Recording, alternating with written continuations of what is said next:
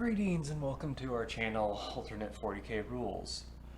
Today I'm going to show you how to make two Baneblade models, independent, that can be run at the same time out of a single Baneblade kit. Disclaimer here, right as soon as I prepared everything for this, thanks to Christmas, Games Workshop is, as of today, repackaging the Baneblade to already include the extra sponson in the new kit. You no longer have to buy one independently like you had to make this work. As long as it has these side panels that'll demonstrate, this is still doable with the new kit, and you can of course use this for the old kit as well. So for example, you all know the Baneblade. I'm making this case my own Fortress of Arrogance.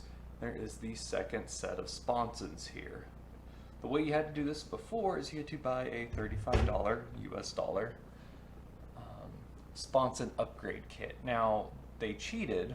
They just took the existing sprues, which meant you ended up with these additional side panels, angles. More importantly, you just need the ones on the top. And of course, you have the light and the gas tank adapter here. And what you'll end up with at the end of this video is something that looks like this. It's going to be complete with movable parts.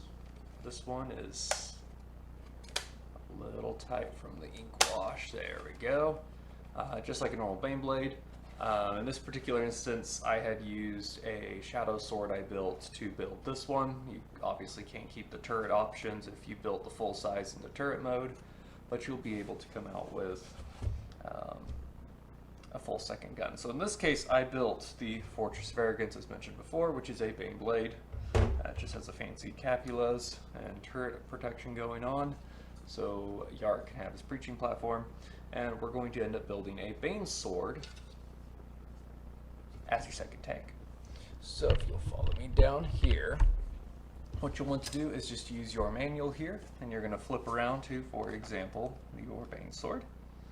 And you're going to get to the upper shell assembly that you see. Alright, so in this case it starts here. Ignore the tracks as they will not be there, of course. But you can see where you start with the front piece, as we have done so here. Where the heavy bolters mount in the hull that are for some reason twice the size. No one knows why. You can ignore the next section, but what you can do is you're going to start connecting. I've done this ahead of time to save unnecessary video time here. The next piece is coming along to the back. Something you'll note, for some reason when doing this back section here, it comes off at a slight angle. It will not matter as how we're doing this, but you can also add your Capula gunners, your hunter-killer missiles, and all that good stuff as well at this point in time.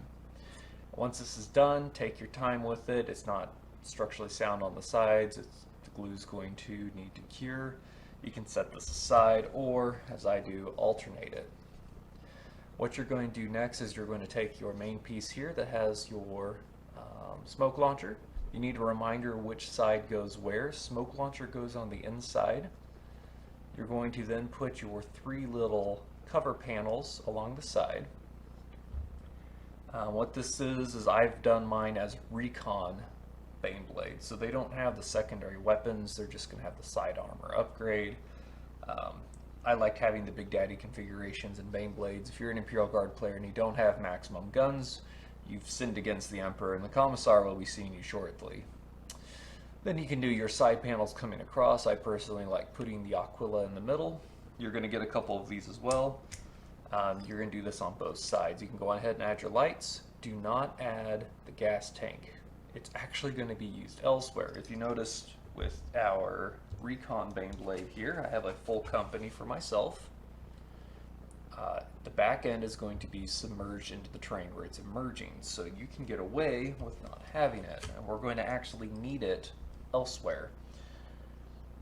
Just so you know, as a quick history, I have built a full Baneblade company for myself, including a Baneblade commander with fancy flag and heavy stubber with the blast shield from the Stormlord kit.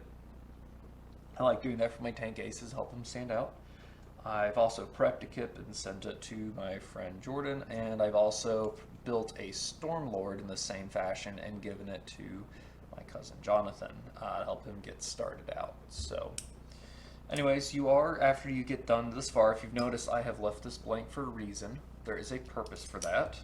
You're going to have 2 of these panels left, and 2 slots left. You are actually not going to use it here. If you've noticed, it's sloped. The problem is sitting still like this looks really weird and doesn't look like it's submerged. It looks like it's buried in a rising mound or something.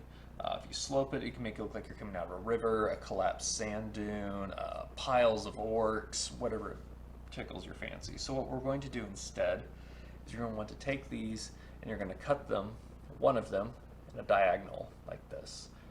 It doesn't have to be particularly pretty. It's going to be almost exclusively covered. This is simply to help it flush a little bit to the cardboard base for the scenic part to happen, and with our air dry clay. Easiest way to do this is bolt cutters, but you can also do this with any form of clippers. Are a little bit harder to do. Bolt cutters split it nicely with 2 clips usually. I'm in mid-move, so I'm going to do mine with clippers now. Alright, so at this point I've got it, I clipped both ends and then flexed it till it bent. You can see the stress marks there. Nothing wrong with that at all. It does not have to be pretty. I'm going to clip out any little burrs that might remain. It once again doesn't have to be perfect. It's just going to help us get a slightly smoother fit onto the cardboard. And then what we're going to do is you are going to, as appropriately, mount it on whichever side is necessary. And this is where you're going to see the reason for doing these little top flat pieces first that come over the sides. It creates a nice little 90-degree corner. You're going to get more glue going in. It's going to be more stable as you try to get these panels to fit. I've done it both ways and have found this to be a lot more effective. So what we're going to do here is just one of them will be inside out. You can also cut this panel up too if that bothers you. I'm going to go ahead and get these glued real quick. And what we're going to do is while that's curing, we're going to go to the next step. Alright, now I just put these in. I'm just once again trying to cut out the unnecessary parts you don't have to watch. It is still setting, but as you can see, this one is in reverse. You see the little squares in the back for mounting. That is okay. It's not going to be perfect. This is just simply to get us started where we need to go. I've actually just realized with this design, it's been about a year since I built these. You can actually take these back pieces off with the drums. I am so sorry about that. We don't need these here. So, what we're going to do is you've got them looking like this, and they can sit sloped and angled like so on the ground. I'm going to put them upside down and let them finish curing. The next part, you will need your drums assembled for your external fuel tanks. These are historically, of course, designed just to give the tank a little extra fuel to get to the fight due to high fuel consumption rates. In this case, they're going to be our forward wheel set and track set. If you notice on this design, it's covered. It's just to give us shape, it's to give us volume and a little structural strength. So this next part gets a little tricky. You're going to take your drum, and there's these 2 notches here. You want to fit it where it's coming at roughly an angle like this. This does not have to be perfect. This is just going to be the angle your tank is at. We're also fitting it down to a base. We're going to be covering it with air dry clay or other materials. So once again, they don't even necessarily have to perfectly match. This is a proxy tank as it is. Now you will find if you space this just right that it perfectly holds the drum on these notches and gives you nice little anchor points, because this was meant to be.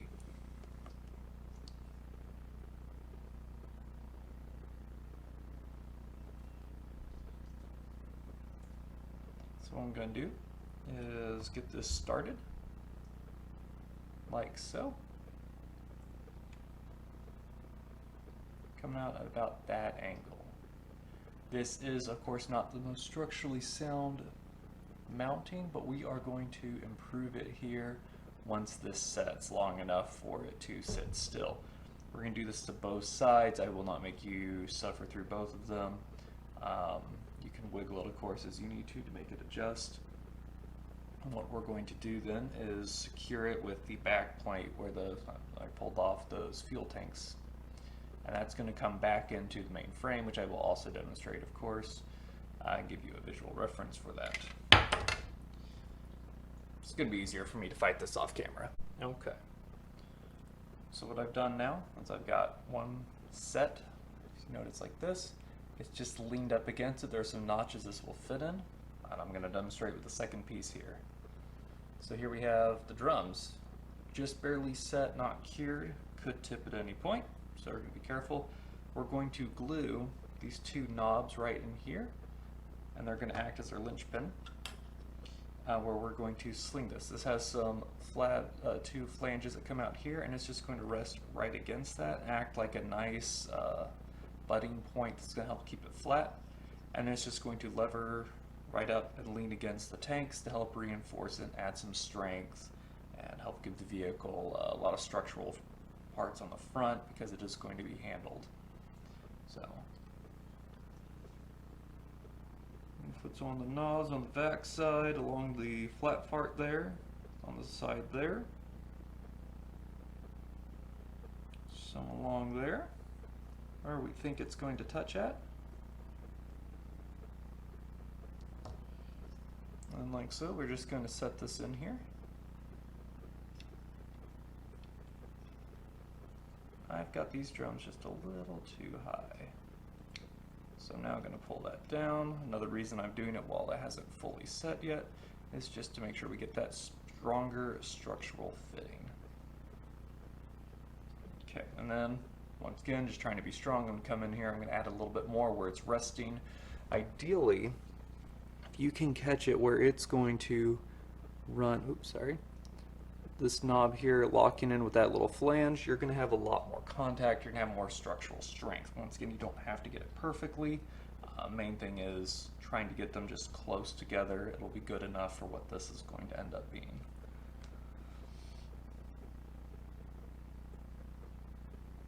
So put a little glue in here.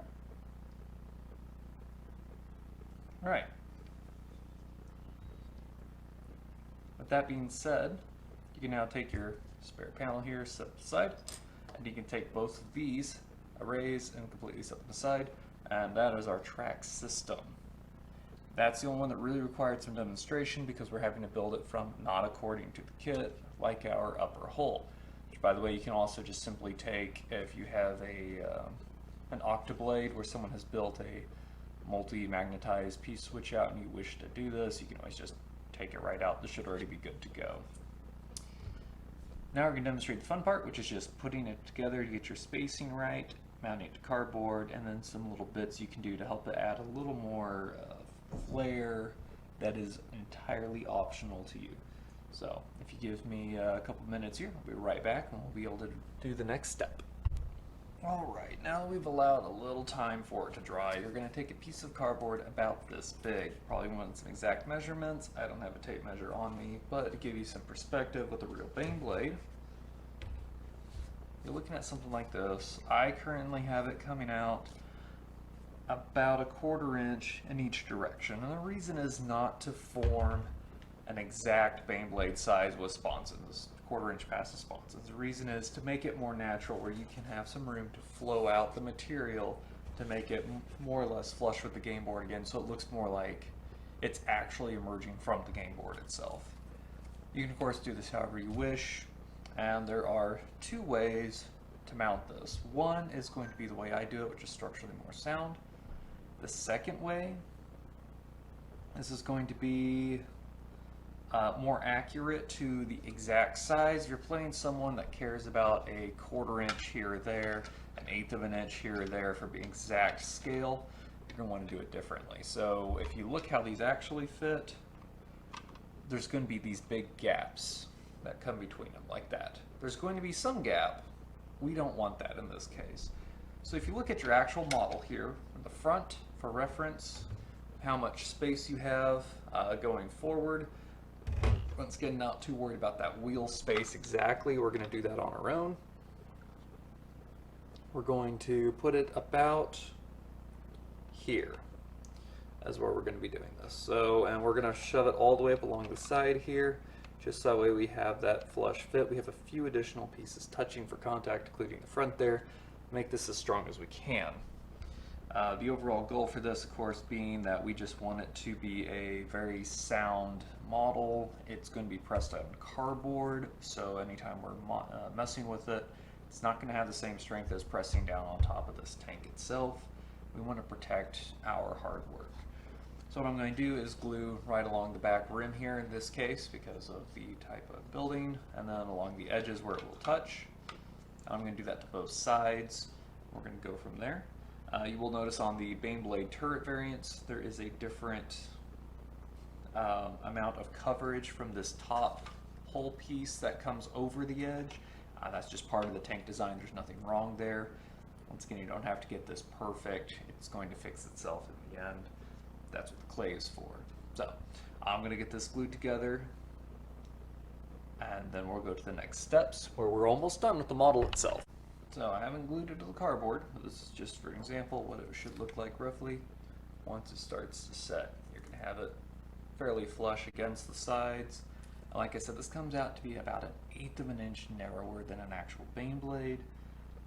If you're playing with those levels of rule Nazis, you're probably in a very high-end tournament or playing with people that you're not going to enjoy the hobby with. Recommend finding a new group. Just, as always, make sure all players are okay with any size variance. That's always a polite and courteous thing to do. Now this is going to take a hot minute to dry, and we want this to be good and secure before we go to the next stages. So this is a good time to fold that laundry that's been sitting in the dryer, wash those dishes that are sitting in the sink. You know who you are. Anyways, we're going to let this sit. We're going to glue it into the cardboard fairly centered, and then we're going to get into a couple of the extra things you can do to help give it a little more flavor and feel like it's a complete Baneblade. I'm just going to go over it briefly now. You've got these tailpipes. Obviously they won't fit in the back, but if you look at my completed Scout Baneblade here, you're going to notice I have some pipes. They've got some water painted on them, that kind of thing. That's okay. But what you can do is you can build them. They're not quite supposed to touch each other normally. I did it for strength, but you just clip them off at about where that rim is and the pipe gets narrow again above the muffler, and you just put them back here, and that helps it feel like the Baneblade's a little more complete. You can also do the same at the top of the ladder. I actually use these for a lot of projects, so I'm going to save my ladder personally, but if you wanted to, you could have it emerging out over here by just a little bit as well. So anyways, what we're going to do is I'll demonstrate, of course. I'm going to be putting the pipes on mine. I'm just going to let this set for a bit, and we're going to glue it to the board, and we're going to go from there. At this point, the plastic side of it is completely done. It's all getting Scenic. And then what I'm going to try to show you is just various ways I've come up with to conceal the fact that it is a ramshackled model from a Baneblade kit that's been accessorized. And what we're going to do from there is just try to make it look like it's natural, it's scenic, it's got its own flair, and less of a low quality proxy, something like that. Reference, this for me will be my 4th proxy Baneblade that I own that is built like this, and it's going to be my 17th Baneblade altogether. So overall, I'm very excited to be adding this to it. Out of all the plastic Baneblade variants, the Bane Sword is the one I don't have. At some point, I'm going to need to try out the new plastic kit when it releases, see if I can duplicate this video. And I am going to attempt to do probably a full-sized mobile with tracks and complete normal Bane Sword at that point, just to see if we can build maybe another Recon Baneblade, or if that will have to get more creative, because these kits are expensive, Warhammer is expensive. We want you to be able to enjoy the hobby and maximize the efficiency of your kit and your spare bits. I personally don't like magnetizing, because when you play big games, your Baneblade is still just one tank, then even if it has 8 weapon options. It's better to have 2 Baneblades, fill in the points, fill in the Titanic battle, help your collection grow, especially if you're just starting out. So like I said, I'm going to go take care of said chores myself. We're going to wait for this to finish curing well enough to double check that it is doing so okay, and it's not. And what we're going to do then is come back to you guys shortly. Alrighty, so what I've done here, because that one was giving me trouble, there's no need to hide it, it's just what it is. I put a rubber band, did not take much pressure, just between that and the weight of this, plus the slight amount of space it took, was enough pressure to give me a nice good seal right here where it just didn't quite want to stick for whatever reason. Next thing what we're going to do, of course, is now we're going to just set it down on our cardboard and want to see how it's going to ride, where its point of contacts are, that kind of thing. Comparison to my old one, it's right about the same. I didn't get the barrels quite as far forward in this particular case. Like I said, it has been over a year since I've last done these. Just didn't have the finances to get another one to make a video to demonstrate it. You will just have to add a little more clay or something to give that bulk that comes off the front of this Baneblade here to add for the wheel. So anyways, what we're going to do is we're going to see that where it's going to touch on particular parts of the drums. You may notice that one touches and the other doesn't. That's okay. These aren't exactly aligned fit pieces. There's a lot of eyeballing going on. We just need some contact. I personally find for this case the gel glue to be very good. It doesn't soak into the cardboard too prematurely before drying. It does a really good job overall. So I'm going to note that one drum here, both of the little clamps that hold them in, where it's touching this corner, and then these back sections I've also noticed here where there's a little bit of a crew compartment that could stand in like the back of the tank if it was open, is touching as well on that whole back line. So now I'm just going to glue those.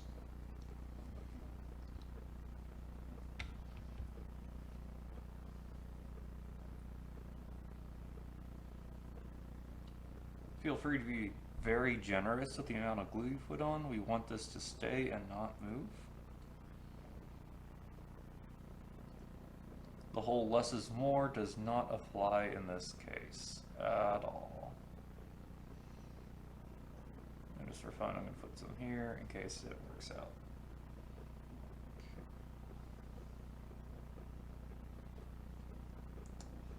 And you can measure it exactly if you want, or you can just set it in. Totally your choice. You should feel it bite pretty quick.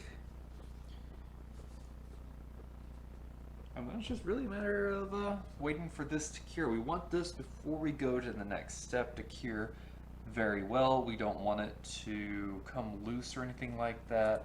We also don't want the drying fumes to interfere with the model light. I got this at Walmart. It was like $5–6.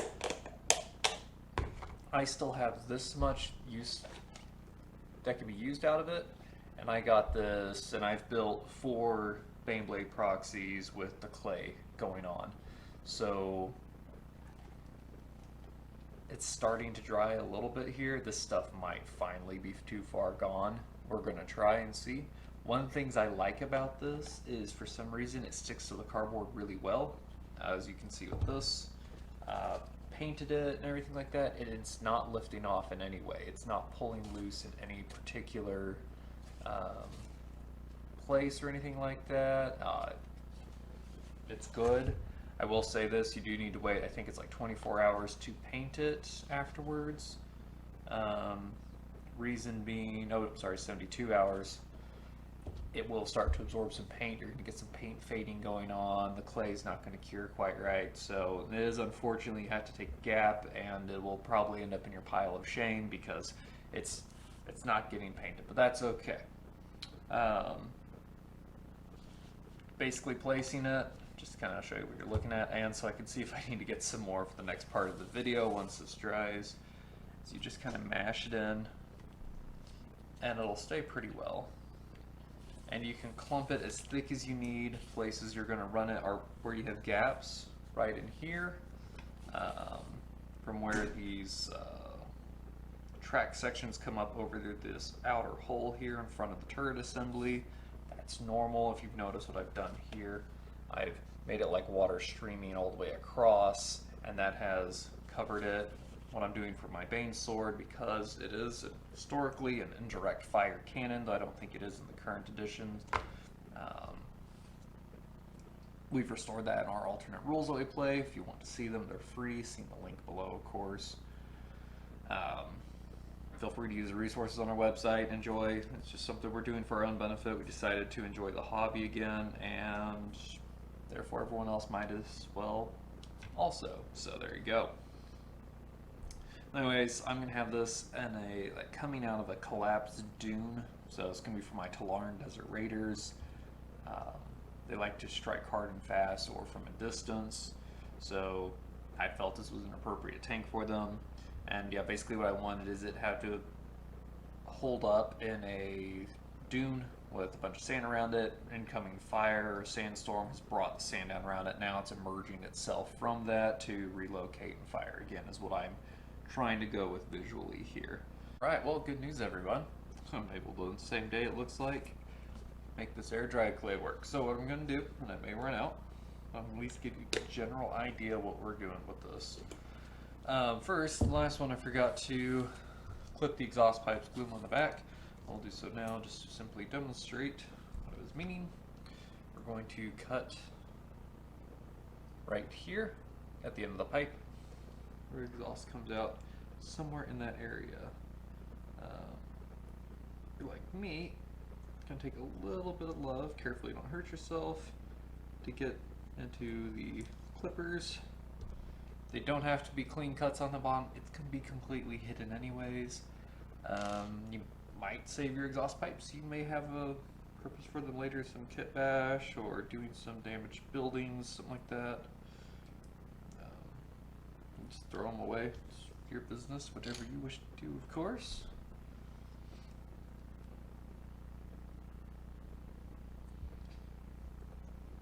This is going to be part 2 of basically just making this Baneblade fit in with the scenery that we're giving it. As a reminder, 2 of the pipes are slightly taller than the other 2, as per the official assembly on a Baneblade, as you can see here. Got 2 just standing up a little higher. We're going to emulate that as well. Easy enough.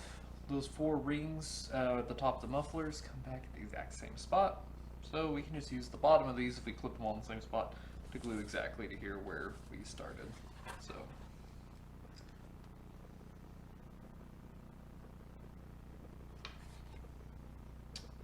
simply start with that.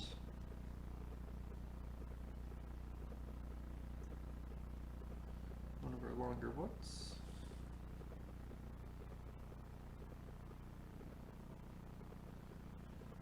And we use another long one next to it just to help reinforce it while we get the initial stuff to dry.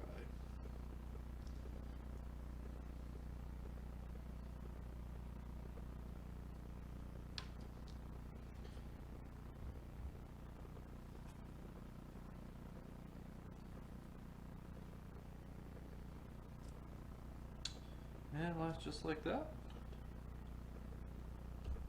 That part's done. Now I also had a heavy stubber that I accidentally broke off when I was getting ready to start the video. That just goes right there like normal. I'm not going to bother making you guys watch me put it back on, because that's no fun. And just like that, we have exhaust pipes. They are touching instead of slightly gapped. That's okay. If you want to gap that, you can. I just like the extra strength of putting them together. They're going to get covered in clay mostly anyways. Now we're going to open up the clay here. Just little touches like that will help your tank feel more like it's a Scenic Baneblade, or it could also be used for wreckage that's been buried like in a storm, lost just in time over the course of many battles, or even a long distant battle as well. So what I did there, I just took a wad and I put this underneath this section here. Parts of my air dry clay are a little bit drier than I would care for, and it makes sense to use the surface section for that purpose, just because it's not having the best part anyways. I put the drier stuff on the inside where it's less likely to matter. And we're going to do the same on the other side here, just kind of wad it once again.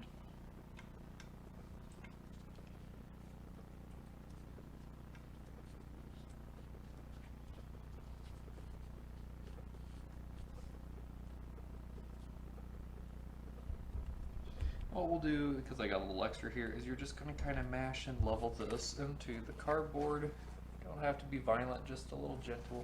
Just going to kind of fill in this little flat area down there. We're just going to shape it like that. We also need the whole front end covered, so at this point we're going to just kind of curtain off the front. Sounds like my 3D printer just finished the next section of my Leviathan. You want to see more about that? Also subscribe. There will be videos of assembly and first look, first play test, of all that. Our rules are currently proposed for what we think it's going to be scale-wise and how we think it's going to flow. It's on one of those higher ends where you're looking like it compares to like Reaper Titans. All alternative rules, we have not gotten quite that high up in the scale of things, so it will be very interesting to see what to expect.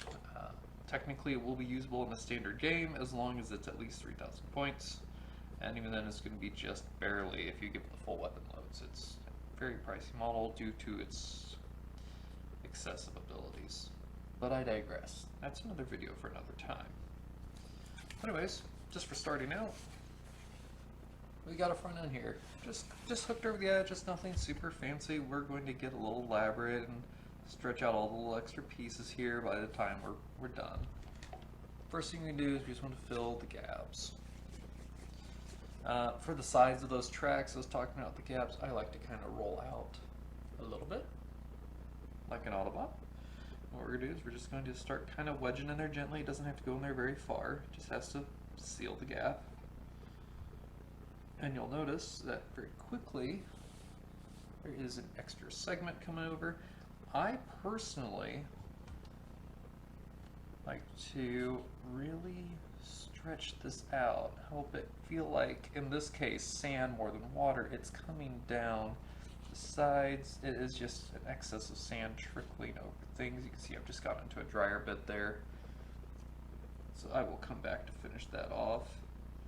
But we want it to just feel like it's being flowed over by fine-grained sand, or water in my other example.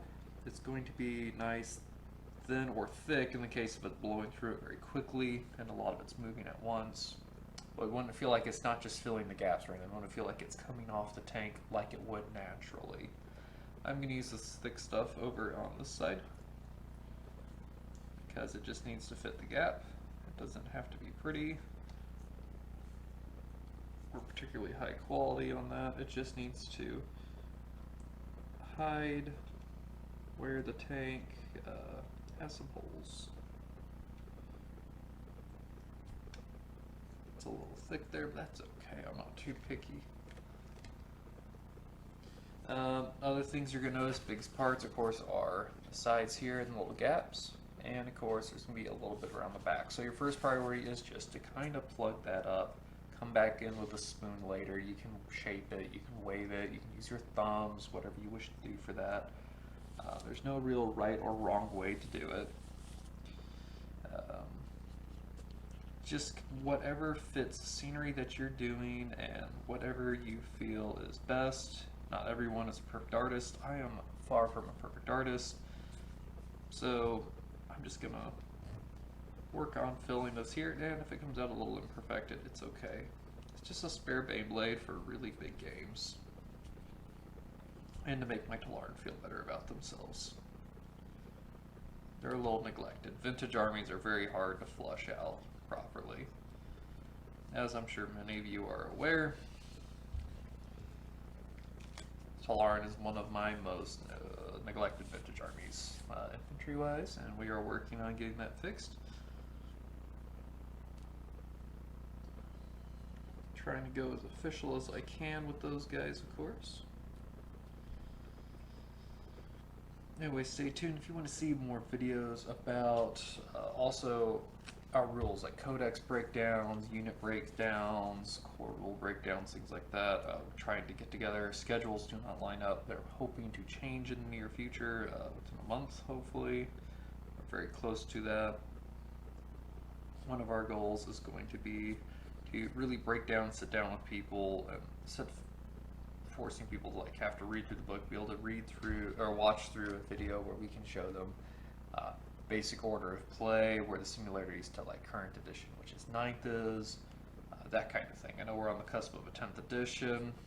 I'm not going to hold my breath. I have a feeling it's going to be unplay tested, unbalanced, just like honestly everything else since the last third of 7th edition. It's been very depressing. I started towards the end of 4th edition. By the time I really was able to get into it, I started playing Warhammer Fantasy 11. Expressed interest in Imperial Guard, wasn't able to really play much, had a proxy stuff. By the time I was 16, I was able to actually get some actual models. And it was like right about the end of 4th edition, I think, when I really got to get into it a bit. So went to 5th, which was an excellent edition for its time. It was a natural rule progression that was very good. A lot of players still play 5th edition. That's another option. You don't like our rules? Might look at 5th edition if you still don't care for the current rules. There's nothing wrong with good old 5th. Things die a little fast. Nothing wrong with that either. That's always been kind of the nature of 40k, as it were, anyways.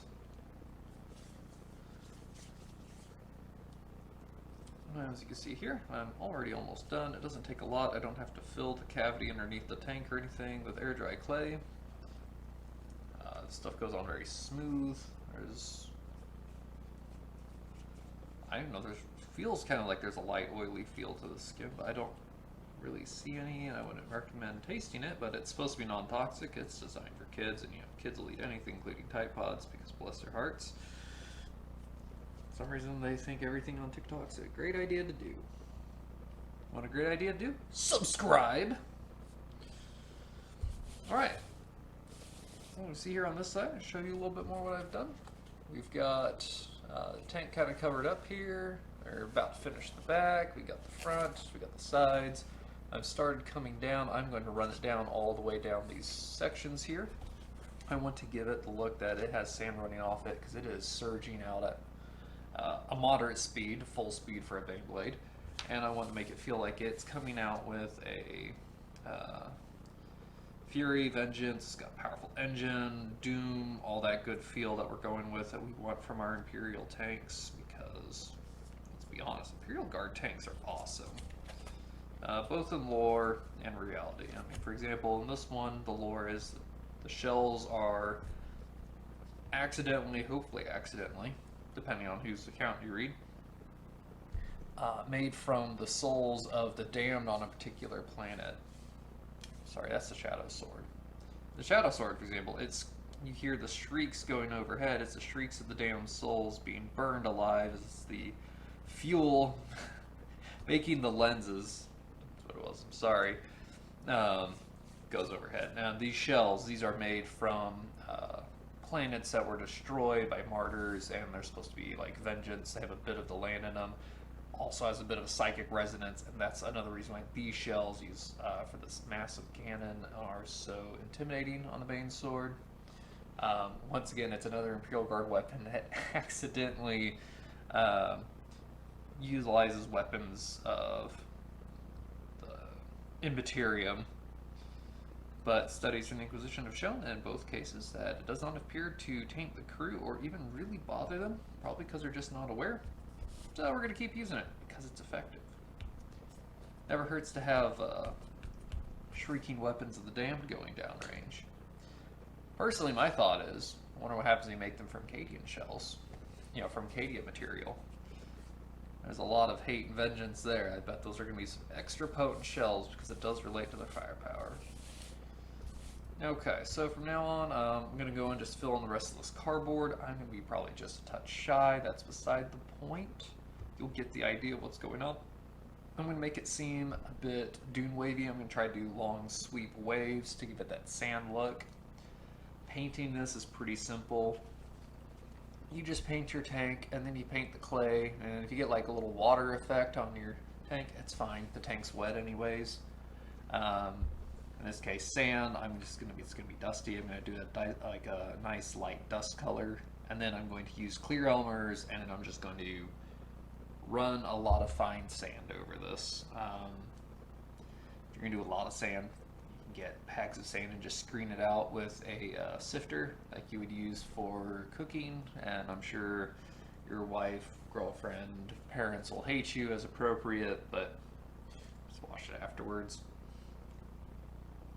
And then what I'll do is just keep doing that until I have this sandy effect going on and I have this thing in sand. I will say, if you're going to do anything like sand or turf, wait a full day. You don't want it to be slightly wet, especially if there's ink washes involved.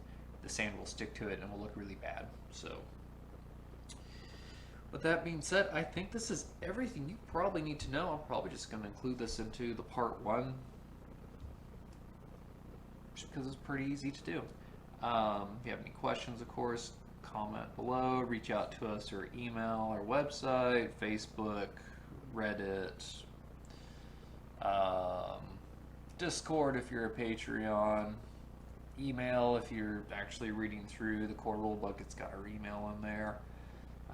Subscribe to our newsletter if you want to see more content coming out. You can do it on our website. Just go to the bottom of any of the pages. You can just put your email in and subscribe. As always, we appreciate you joining us for this. Hope you're able to maximize the effects out of your Baneblades and want you to be able to enjoy your hobby as a guard player and have as many tanks as possible on the field. If you have any other kits that you want us to do, comment below. Let us know. The new Baneblade kit we are hesitating to see. If you feel like we should explore that option, consider going to our Teespring or our Patreon to contribute. The new kit is supposed to be $170. That's a lot of money when you're trying to save up and buy a house. So, with just any kind of support like that is always appreciated if you want us to continue demonstrating higher dollar kits and how to maximize your use and to explore with it. I can already know if it doesn't come with these extra panels on the sides, it's going to be a difficult task to do, but I am not daunted. We'll find a way to do it. Happy wargaming. Kill some Xenos for us and let us know about it. We'd love to hear about your battles.